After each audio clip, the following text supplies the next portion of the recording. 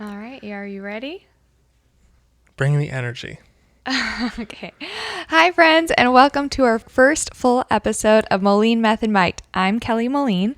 I'm a pharmacist, a functional medicine consultant, a wife, and a new mom. And I am Landon Moline, husband to the one and only Kelly Moline, and father of baby Danielle, who my mother is watching right now. Yes, we're very thankful for that.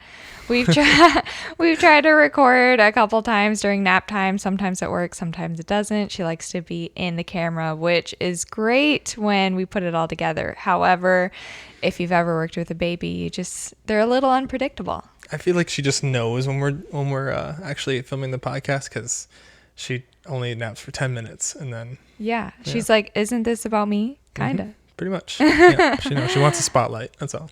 Yeah. Okay, so for our majority of our episodes, we'll kind of have an outline. Yeah. Our outline will be our parenting experiences at first. You can kind of get to know us, what's happening in time right now, and what's helping us, what our sweet moments are, maybe some of our difficult moments, just to kind of keep it real. And yeah.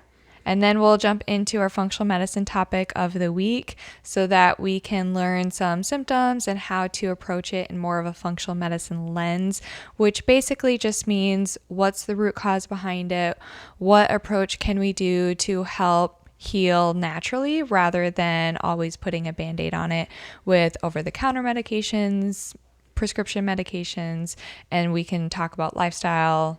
Sometimes supplements work, sometimes diet, all of that. And then we'll do Q&A and then we'll be done. Sounds great to me. Okay. So we wanted to talk about our first plane ride with Danielle. We went to Florida recently for my birthday, and I wanted to go as our little family and visit the beach and visit Lannon's relatives. They have babies around the same age as well, which makes it really fun. I love kind of that community of parenting together. And yeah, so we did the first plane ride, which I think was the most nerve-wracking part of the trip.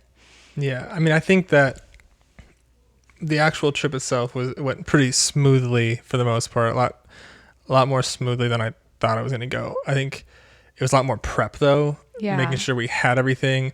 I don't know if we maybe overpacked, but we didn't forget anything, which was the best part. Like I feel like we had everything we needed, but it was just a lot more prep than if you were just gonna go on a trip by yourself. Yeah. Versus with a baby. Which I'm kind of glad that we flew anyway, because if we did drive, I think we could have filled our entire car of different things with a baby. And I think that's always the standing joke when you're first time parents and you bring like your whole house just to take care of your little baby who couldn't care less probably. But we did designate one bag to her, which was a carry-on size, but we checked it.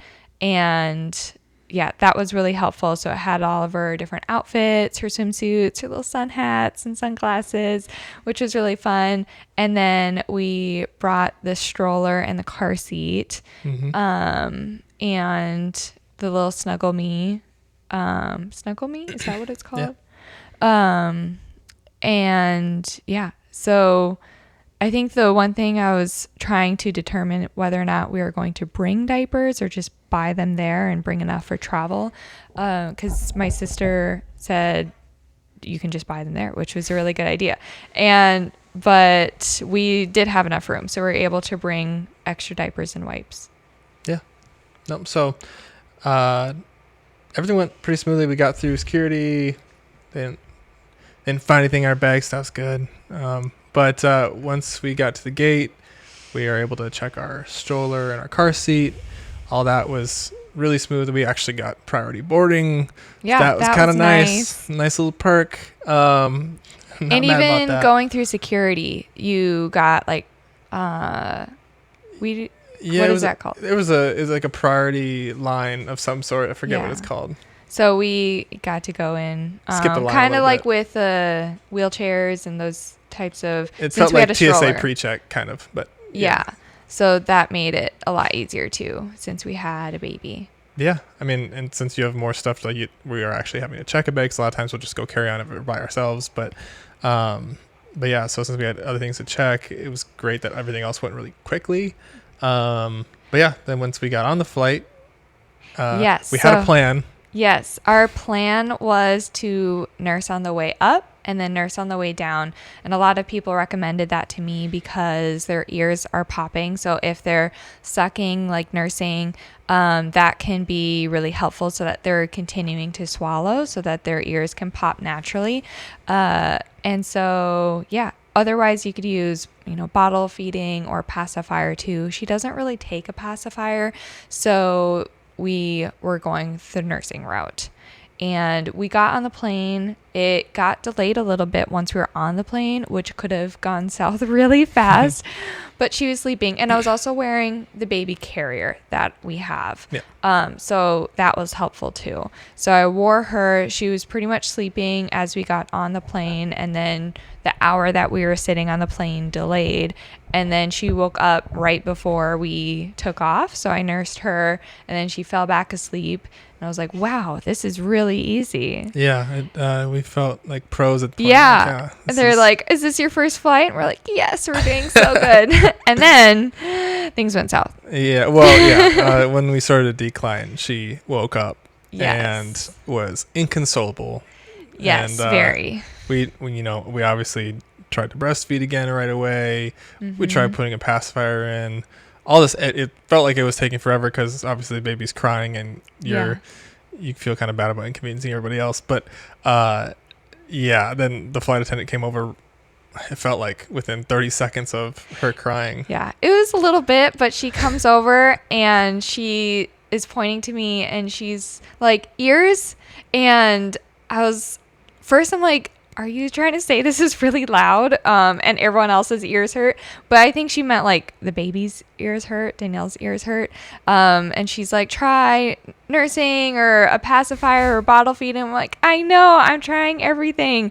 But yeah, Landon then tried to like take over with different positions and she wouldn't go for anything at that point. And that helped calm her down right before we landed.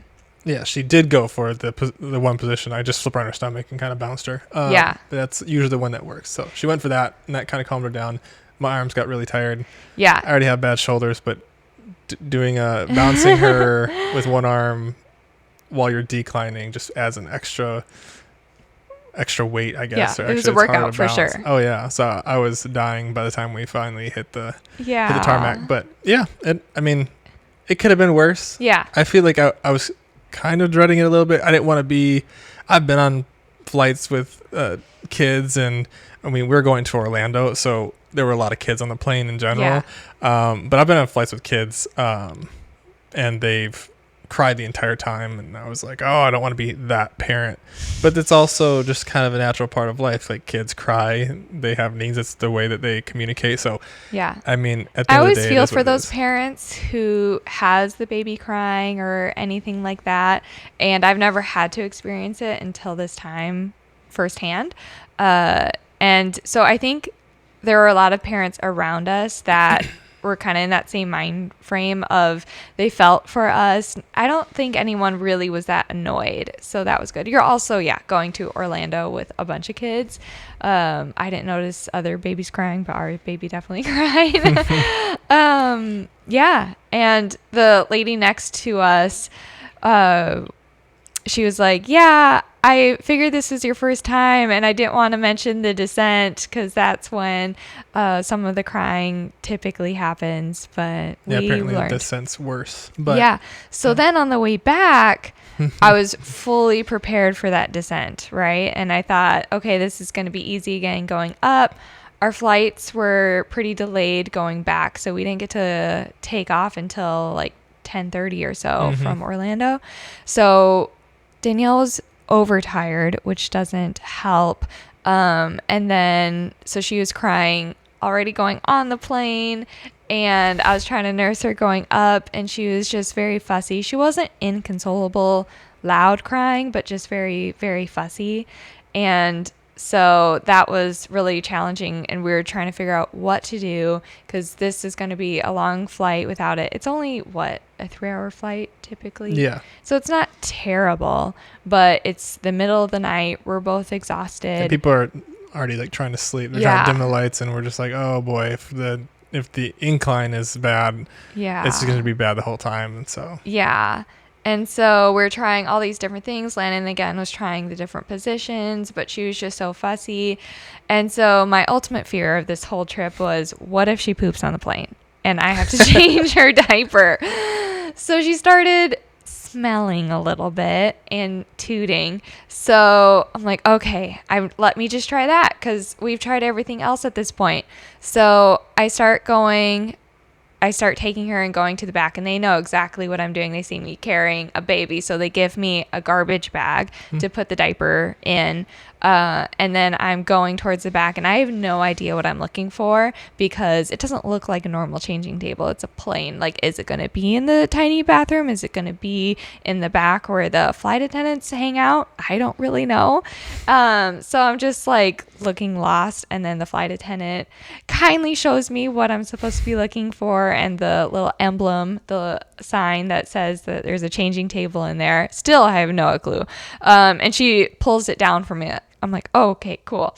However, this is the tiniest little changing table and the tiniest bathroom. So I'm there with my diaper bag with the diapers and wipes and everything. And then I put her down, and just me turning around in this bathroom was such a tight fit. Like, I don't even know if you could have done it because it was so small, and I was so nervous the whole time because, the plane is moving and I don't want her to fall out and all that. Goodness. Well, okay. Well, challenge out there. If you're a dad, you go on a flight, go try to change your baby in the bathroom and see how it goes. Let us know how it goes. Because Kelly says we can't do it. It was tight for me.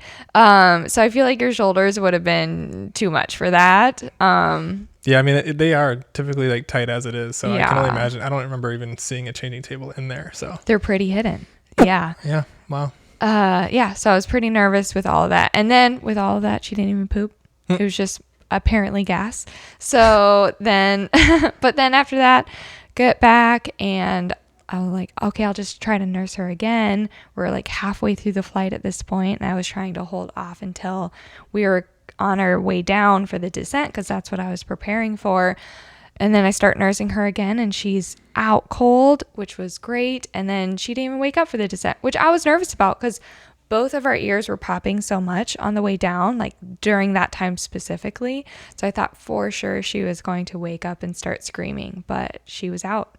Yeah, it went really smoothly. From there. Yeah, so I guess you just don't know what you're going to get, whether you're going up or going down. Yeah, and then the parents are so nice around me. Like, as we're landing and everything, there's dads that are turning around. They're like, you did so good. I'm like, well, thanks. I don't feel like it at the time. I feel like a nuisance, but yeah, it is what it is. And there's only so much you can do. I mean, to console baby, and I mean, it was not like we were just sitting there twiddling our thumbs, letting her cry. And what makes me feel for her as well, like, she's not trying to have a hard time or give us a hard time. She's not trying to make our experience worse by any means. Like, this is brand new for her. She's never been on a plane. She doesn't know what's happening to her or why her ears are hurting.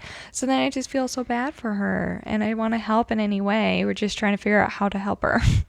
Yes, but yeah, so then the rest of the trip was really fun. It was fun visiting cousins and just having all the babies there together, all little girls within like 6 months of each other. And she got to go to the ocean and see the beach. And like, part of you is like, oh, she's never going to remember this. But there's something just so, like, she will like remember the feeling of being with parents and like being like in a situation like that. I don't know. She won't remember the actual event of it happening, but and just seeing her smile. It's so rewarding to go to the beach and like see her enjoying it and just laughing and playing in the sand and stuff like that. Like, it's awesome. Yeah, it's so fulfilling watching her smile, even though she's a baby and everything. I think that's the rewarding part of being a parent. Like, it's so hard, and you're up at night and you're doing all these things, and you're doing things that obviously would be a lot of times easier without a baby. We could have gone without her and had your mom watch her or something like that.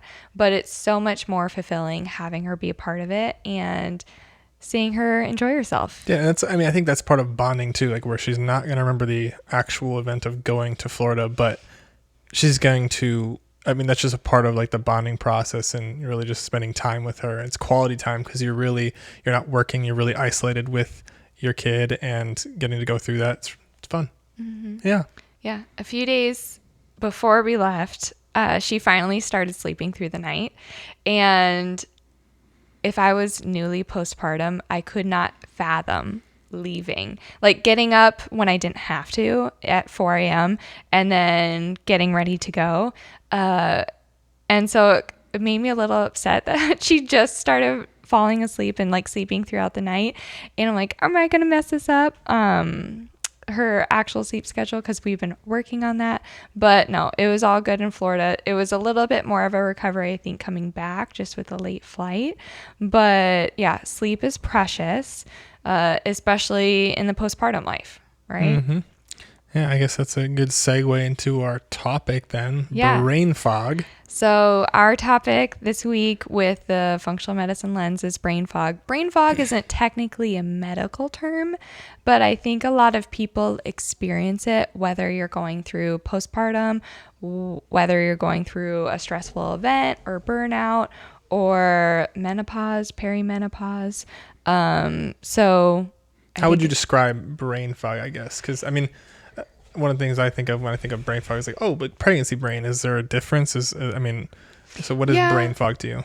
So brain fog can be a little bit of pregnancy brain. There can be brain fog with pregnancy. It's a big hormonal shift with pregnancy and with postpartum, so they can overlap. Brain fog in general is just that like lack of mental clarity. You kind of feel this fogness come over. You have that forgetfulness.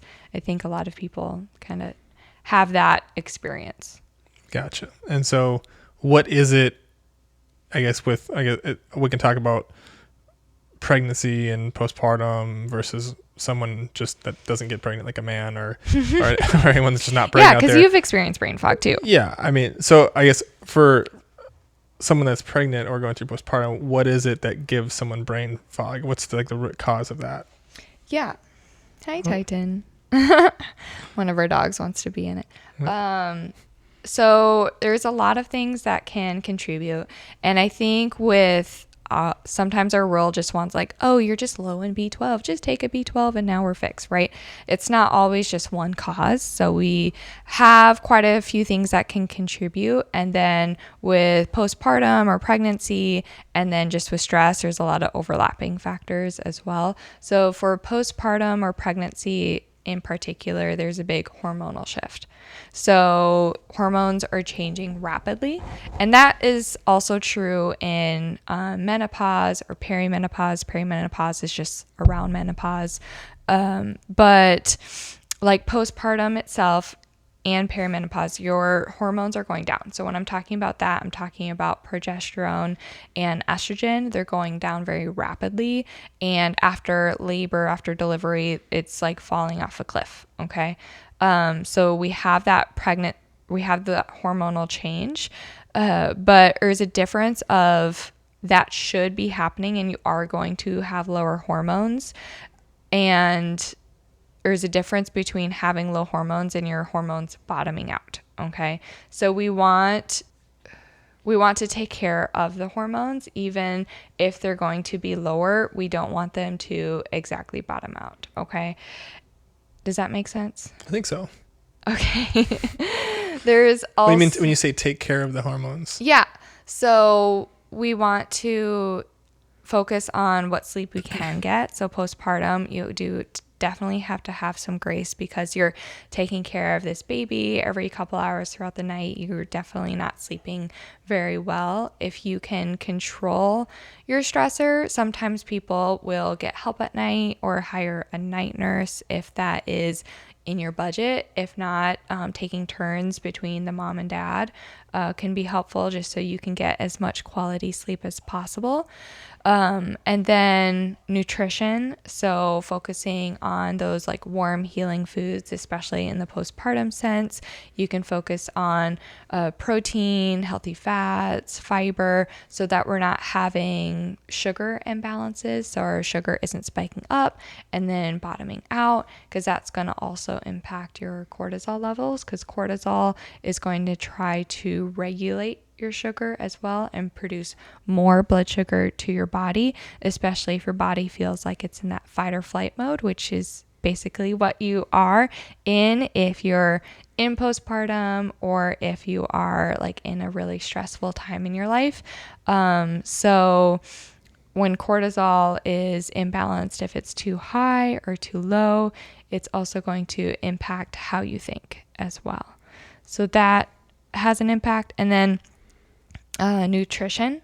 So nutrition, nutrient depletion. So making sure we have those different nutrients. So again, we talked about foods, definitely focusing on nutrient dense foods, staying away from fried foods, high sugar foods, a lot of processed foods that may not give you the nutrients you need to get through this time.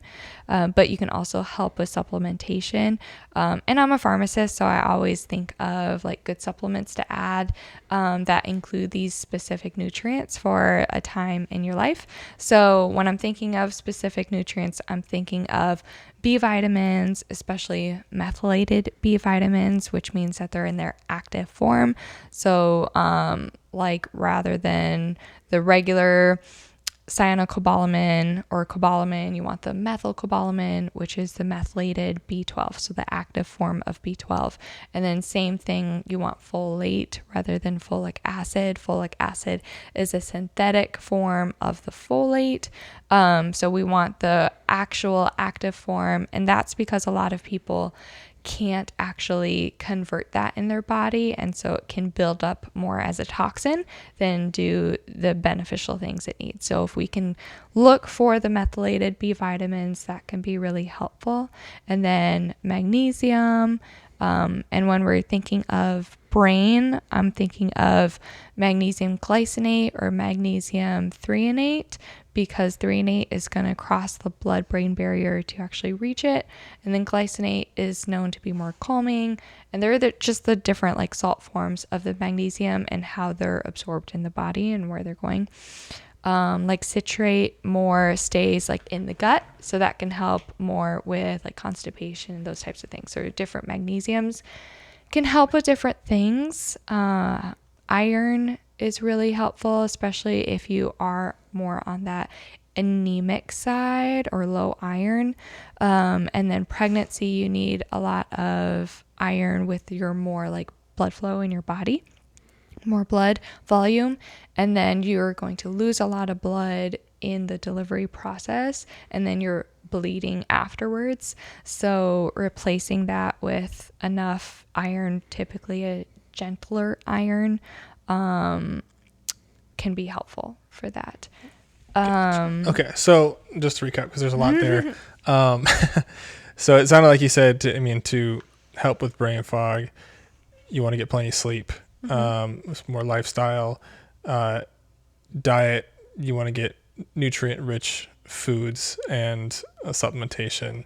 And you said in methylated form, because your body basically absorbs it better or can process it like better than the non-methylated, I guess. Yeah. So the methylation process, your body can methylate, but not everyone can methylate. It involves a specific gene, MTHFR. A lot of people have heard of that gene, but not everyone can do it properly in their body. So how do I tell if something's methylated versus not methylated? Just Google it, look it up on the description of like all the ingredients, or yeah, the supplement facts should say the like methylcobalamin will be the methylated B12. Gotcha. And I know some like there's like powder form and in pill form. Does it matter which one you take? Is there one better than the other? Like is powder better than pill or? No, not typically. They're so when you say pill, there's capsules and tablets. Yeah. I typically go for capsules because they have less filler and binders and those types of extra ingredients in them. where tablets are going to just have a lot more extra ingredients that we don't necessarily need. So typically you're going to see the better quality of supplements in capsules and sometimes in powders, just because it's too much to encapsulate, where that's why you need a scoop, because it's a lot of powder. So you take multiple pills, capsules to get that same amount. But yeah, either or. Sometimes powders do have extra sweeteners in there. So I would just keep an eye out for that, because that again is going to influence your blood sugar and your cortisol and all of that. So if there are sweeteners, make sure it's like less sugar, or like monk fruit would be a good sweetener that is still natural, but not artificial sweeteners and affecting your blood sugar. Okay. And so then I guess that's covers a little bit of like more pregnancy, postpartum, or you mentioned like you're not getting enough sleep or good nutrition, but I guess that how I've experienced brain fog, I think was more when I was in a highly stressful situation at work, or I was working on like a project, doing a whole accounting software implementation. I was working 60 plus hours a week.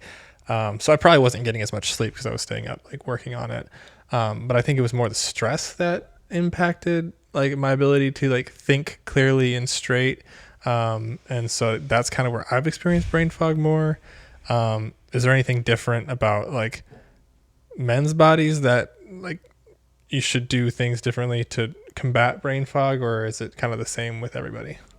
Not necessarily different with men's bodies, because you're still working with the cortisol, your hormones are still going to have some like estrogen, progesterone, but mostly testosterone is going to be the more dominant hormone. So with the stress, when you have a high stressful event, or if you have a lot of stressful events over and over again and you get that burnout, all of that is going to affect how you're thinking, because it's going to impact your cortisol, or that stress hormone. So kind of like what I was saying before, if your cortisol is too high or if your cortisol is too low, that's going to affect how you're thinking, and we need to regulate that. So you can do different testing as well.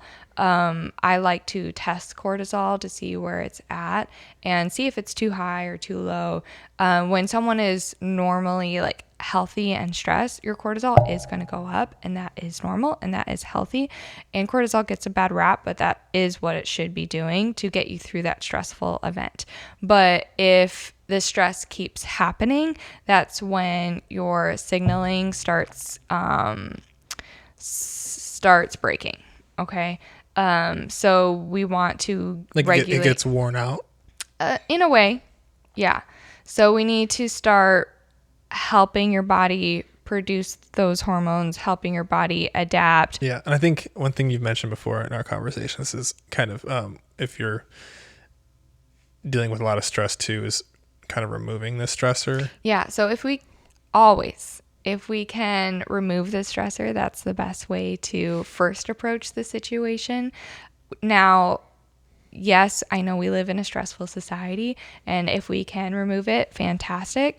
Now, you're not going to change, right, having a baby and going through postpartum. Sometimes you can't always change your job situation. So, and sometimes like even though it's stressful, it's a good stressor, like having a baby. So we want... Don't remove the baby. Getting all political there, but yeah, babies are blessings. But yeah, so we want to remove it if we can, but if we can't, we have to adapt and help the body through that, whether that is lifestyle changes, diet changes, supplements. All of that can help your body get through that situation or help heal from a stressful past. Yeah, and sometimes too, I think you've told me before that's helped was kind of reprioritizing like what you want to focus on, and if you're getting stressed out about the house not being clean, maybe that just needs to move further down the priority list, and so you're not stressing yourself out about it. Especially I think after you have a kid, I mean, certain things in your lifestyle are just going to have to change. You're going to have to reprioritize because obviously the baby's the number one priority. And so some of those things have to fall to the wayside a little bit. But if if that's high on your priority list, you're going to probably stress yourself out. Yeah. If the house is not getting cleaned, so that's I think that's really helped, because sometimes I do that. I have this list of things that I want to get done. And so then all of a sudden, if I'm really busy with something and those things aren't getting done, it just stresses me out and wears me out, and I do it to myself. Yeah. And if you're able to outsource some of those things, that can be helpful, but not everyone is able to do that, or it's not a big enough priority for us to do that. Like having the shower clean 100% of the time isn't always what it looks like. So yeah, if you can outsource, great. If not, it's just going to be down further on your priority list, or maybe not to the same standards as it was before. And it's all going to get done. You're not going to remember, how clean your house was probably in a year or so from this time. But I will say, with that priority list, make sure that you yourself are still in the top, at least top 3, let's say. So just because you have everything going on, and like you as a mom, you have the baby to take care of, you have a family, you have events to go to, make sure that you as a mom don't put yourself at the bottom of your priority list, because that's not going to end up helping long term.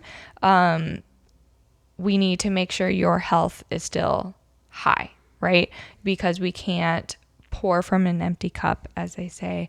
We need to make sure that your baby is going to get the best benefit if the mom or the parents are also in a good, healthy headspace as much as they can, and physically and mentally healthy. Yep. That's good. I like it. Yeah. Should we move into Q&A? Wait, I wasn't done. Oh, you weren't done? Oh, okay. I also wanted to talk a little bit about gut health with stress too, because I think we don't always think of gut health and brain fog together, but there is a big nerve, the vagus nervous system. Vegas, like Las Vegas, but not the same. But that nerve goes from the gut to the brain. So if the gut has a lot of imbalances, it's going to make the brain really foggy. Okay. There's a lot of signaling that goes on between the two. So we want to also make sure we're having good gut health to the best of our abilities. And that can change from you've had antibiotics maybe during labor or during a C-section. So that can affect your gut health, and that can affect how you're thinking. And then, the stress, the cortisol can all eat up at the gut lining, which can cause leaky gut and all those things as well. And then thyroid, I should mention too. If you're really struggling with your brain fog, you will also want to look at thyroid, because if your thyroid is too low, your body isn't producing enough thyroid hormone. That could be part of it, but remembering that thyroid and the adrenal system or the cortisol is also going to be related. So if you're under fight or flight, your body doesn't want to do other mechanisms like produce enough thyroid hormone, because if you're under fight or flight and you're running from a tiger or just trying to survive, it doesn't prioritize making hormones. It doesn't prioritize making the thyroid hormone, which has more to do with metabolism and regulation, or like your sex hormones, which I talked about. We don't want them to bottom out. So we don't want, if you're constantly under fight or flight, your body doesn't want to create those different estrogen, progesterone, testosterone. So it puts that on the back burner for now. Does that make sense? I think so. Yeah.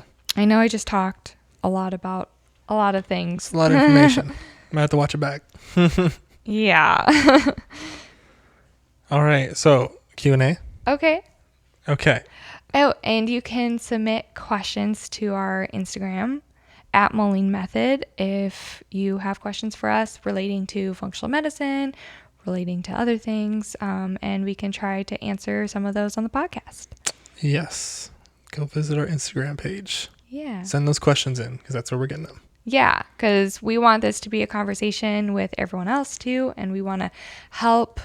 I think functional medicine isn't always known on what it is, and people don't know their options. So that's part of why we want to do this, and part of why I like talking about it so much is because so many times we go to the doctor, maybe because we have brain fog, and now we just get put on a prescription, but we didn't know why it was happening in the first place.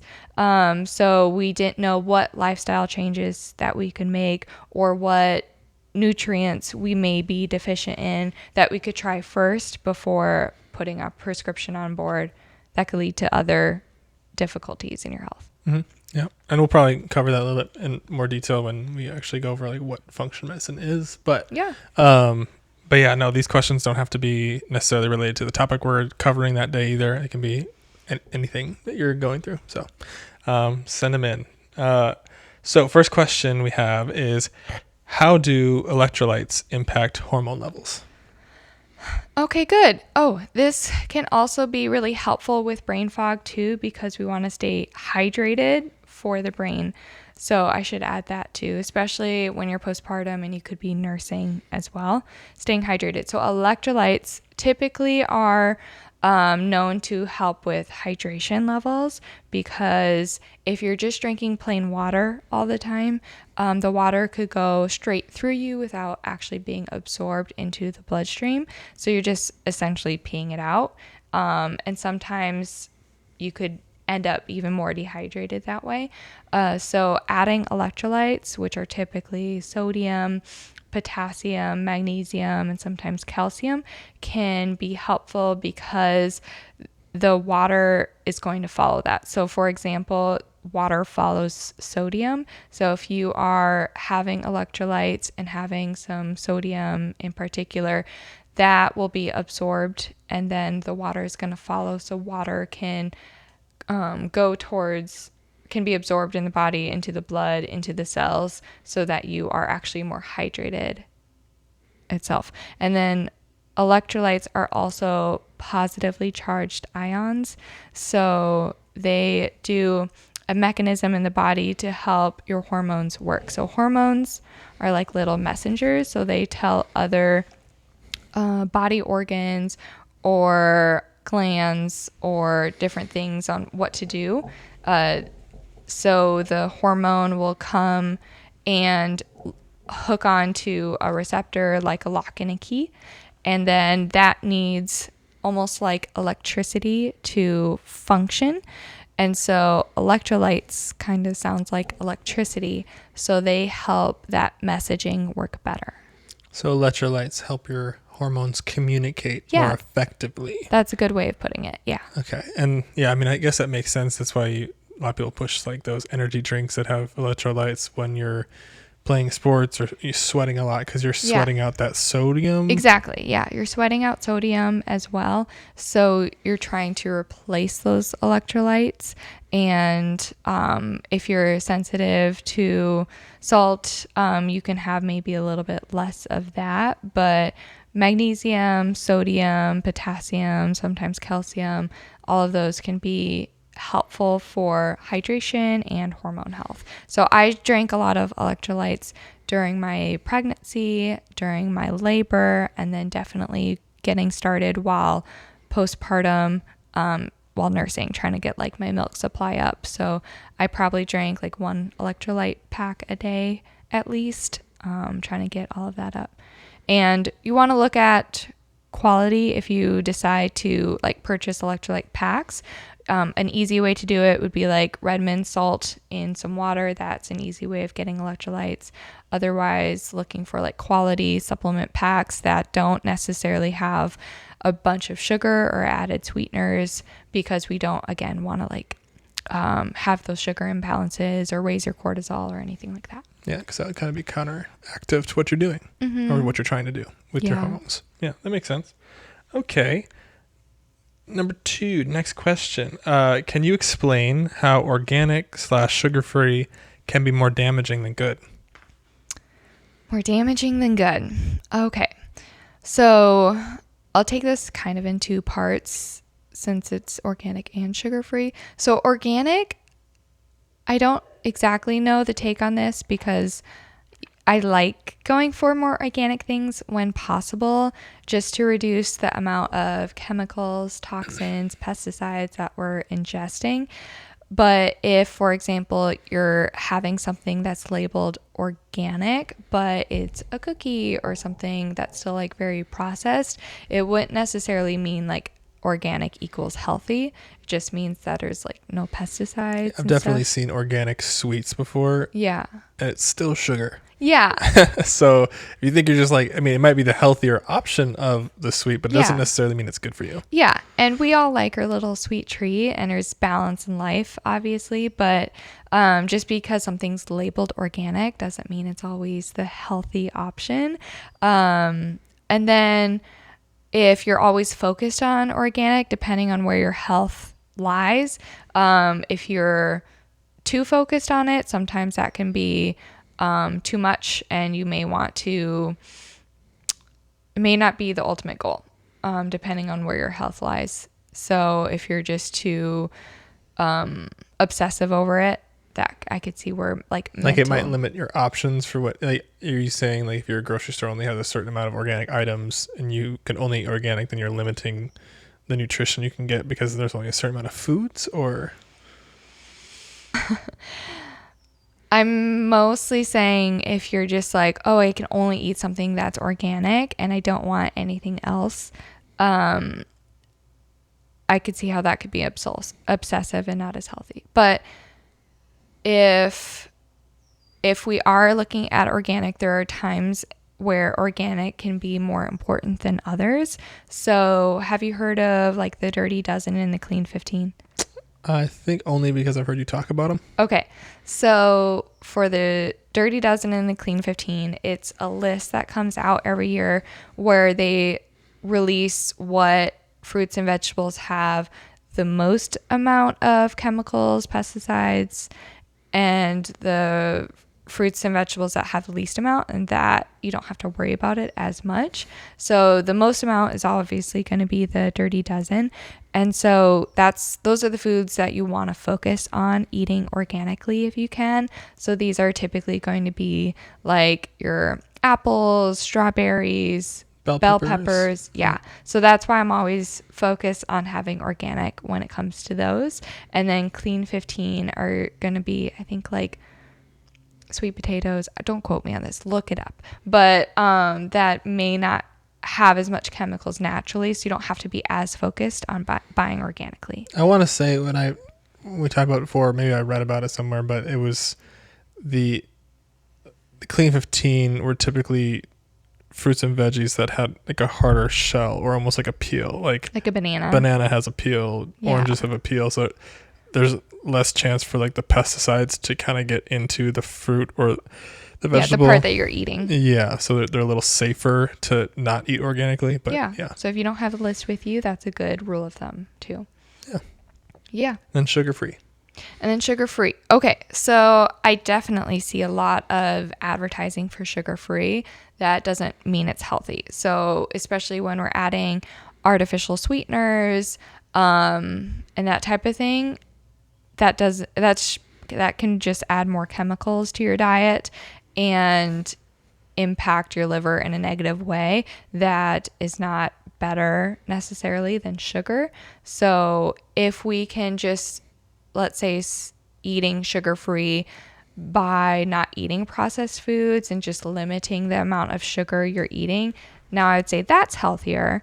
But if you're just looking for the sugar-free cookies, as our example before, or something like that I wouldn't say is healthier. I would personally go for more of that actual sugar, and then, or like monk fruit, again, would be like a better sugar alternative that is more natural, rather than sucralose or other sugar-free options that are more chemical-based. Does that make sense? Yep, that makes sense to me. Okay, cool. Well, I think that kind of covers all topics we wanted to go over today. We'll probably be out of time. So okay, well, I hope that helped, at least with brain fog. Hopefully people can relate. Yeah, and like I know I struggle with brain fog in postpartum for sure. It is a really big hormone change. You aren't sleeping as much, especially at the beginning. And I remember laying in bed thinking like, this is so hard. How are there so many mothers out there when this is how hard it is? But it does get better, especially when they start sleeping longer. That's like the big thing. But I remember just even being a few months in, even though she was sleeping a little bit longer, just still having that brain fog and not even knowing what to make for dinner, because we've made dinner, I've cooked before, but getting to that point at the end of the day and I have no idea what to make, and then I'd ask ChatGPT what to make, which so many people responded to my stories when I did that, and they told me that they tried that too, which was helpful. But yeah, it really hits you. Yeah, it really hit me. I think it's a pretty common symptom that people deal with on a day-to-day basis, even if they don't think it's brain fog. It can be. So yeah, it's a pretty common thing. So try the simple lifestyle changes, even if it's getting a little bit more sleep, even if it's eating a little bit healthier, or even adding some quality vitamins. Quality is definitely a key takeaway, because I didn't learn as a pharmacist that there are different kinds of vitamins until I started in my practice. And then I learned that like the supplements you get at Walmart or CVS aren't always quality like they think they are, because the FDA doesn't regulate them as much. So it's really up to the brands to regulate that. So you want to make sure that you're picking quality, like more medical grade brands than just something off the shelf that may not do the testing, because you want to make sure what you're getting is really what you're getting and all in the active form and all of that. Yeah. And then as far as like lifestyle goes too, reprioritize things if you need to.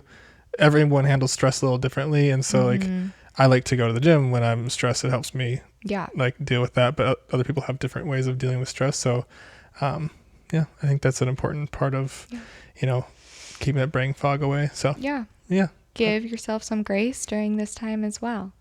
Oh yeah, especially if you just had a kid, definitely give yourself some grace. It's hard for sure, but it's a blessing. All right, well, thanks for listening. Don't forget to like, subscribe, share with your friends. Leave us a 5-star review.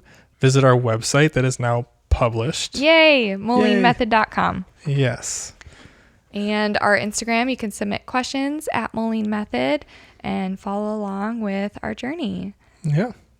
All right. Well, that is all we have. Bye-bye. Bye-bye now.